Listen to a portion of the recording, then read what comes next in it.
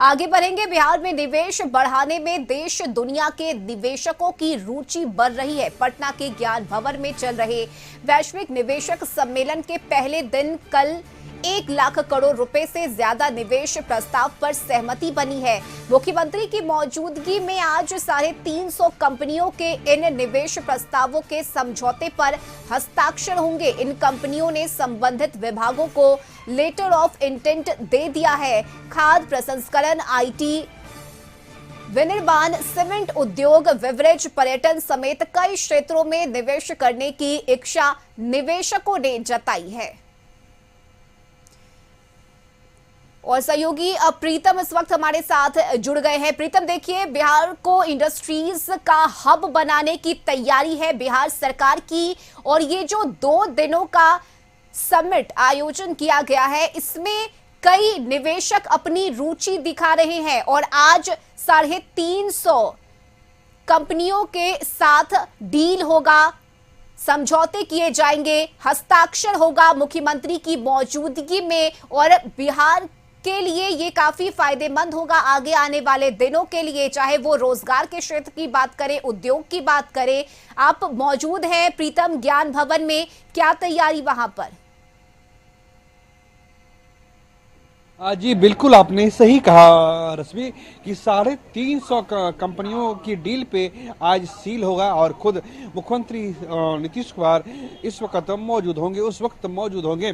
फिलहाल हम ज्ञान भवन के बाहर ही खड़े हैं और हमारे पीछे आप देख सकते हैं कि जिस तरह से आपने तमिलनाडु, चेन्नई, बेंगलुरु में बिजनेस समिट का आयोजन होते हुए देखा होगा, ठीक उसी तरह की कमोबेश तस्वीरें आपको इस वक्त ज्ञान भवन में दिखाई दे रहे होंगे। जो भी बंदे नजर आ रहे हैं वो पूरी तरीके से कॉर्पोरेट्स में नजर आ रहे हैं। ब्लेजर सूट उन्होंने पहन रखा है और चूंकि आज के अंतिम दिन के कार्यक्रम में बिहार के मुख्यमंत्री नीतीश कुमार भी शामिल होंगे, लिहाजा उनके आगमन की भी तैयारियां हो रही हैं। और यहाँ पे देखिए ये रेड कारपेट बनाया गया है, यानी रेड कारपेट का अर्थ यह है कि सरकार उद्योगियों का, सरकार उद्योगपतियों का, सरकार कारोबारियों का रेड कारपेट वेलकम के लिए तैयार है। साफ तौर से बिहार में उद्योग लगाने के लिए अपार संभावनाएं हैं। केवल सरकार की मंशा होनी चाहिए, केवल सरकार की नीयत होनी चाहिए।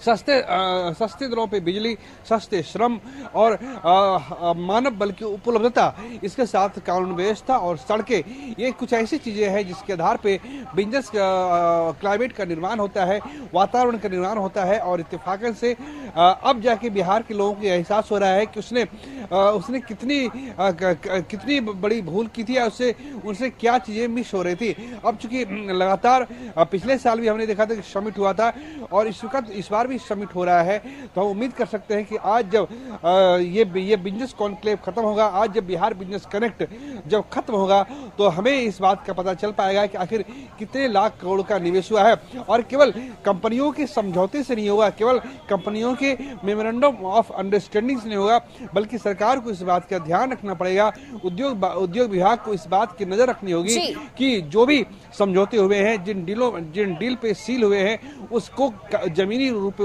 उतार जाए, ताकि लोगों को यहाँ पे रोजगार मिले। नवादा, औरंगाबाद, भागलपुर, मुजफ्फरपुर, खगड़िया, ऐसे कई इलाके हैं जहाँ पे फूड प्रोसेसिंग के क्षेत्र में बहुत बेहतर किया जा सकता है। भागलपुर का कतरनी चावल है, मुजफ्फरपुर की लीची है, खगड़िया का मकई है, चंपारण का गन्ना उद्योग है।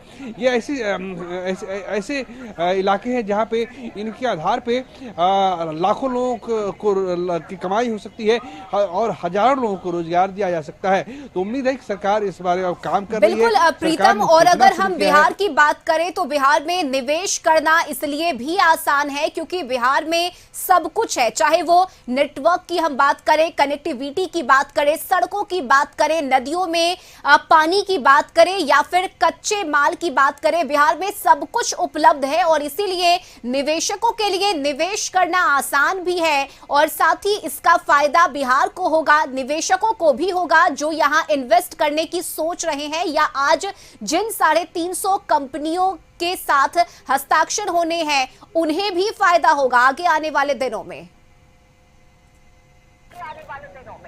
जी बिल्कुल, आपने सही कहा। देखिए रश्मि क्या है कि किसी भी उद्योग के आने के लिए या कारोबारियों के आने के लिए चूंकि उनके पास समय की कमी होती है, तो कनेक्टिविटी एक बहुत बड़ी चीज़ मायने रखती है।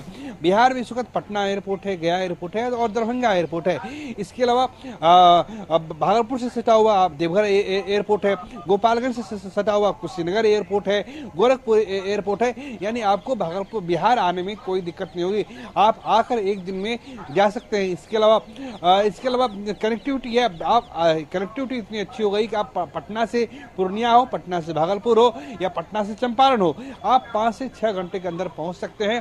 तो बुनियादी सुविधाएं पे सरकार ने काम करना शुरू किया है और उसी बुनियादी सुविधाओं का असर है कि अब लोगों का भरोसा बढ़ा है।